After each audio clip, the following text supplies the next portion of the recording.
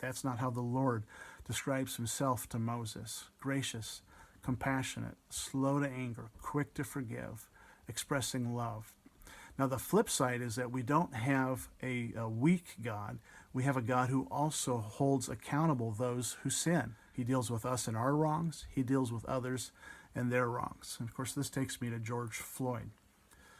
How do you think God responds to a man who is abused by a police officer with his knee on his neck until he suffocates to death? The idea that what we do impacts future generations, that God, the God that the Bible refers to as having wrath, the wrath of God is real.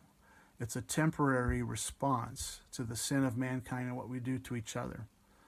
How does God feel about George Floyd? I think he's as mad as hell. And I think people who protest are entering into, in a sense, the wrath of God. But it cannot end there. The beauty of the provision of God is that he resolves sin. But we don't create new sin to resolve old sin. That's called vengeance. It's the very thing that Jesus talked about earlier, that we don't retaliate, that we leave that up to God. Instead, we bless and forgive. So what do we do with our feelings of wrath and our feelings of anger that are actually tied into the same feelings that God has? Well, we take them to God. In the book of Ephesians, Paul says, in your anger, do not sin. Overlapping prayer. Pray for protesters.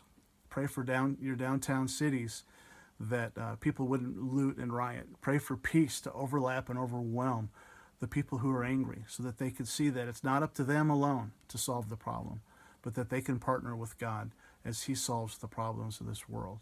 The time will come when everything is made right, and God will have no need for wrath anymore. It'll be gone. It'll be completely gone.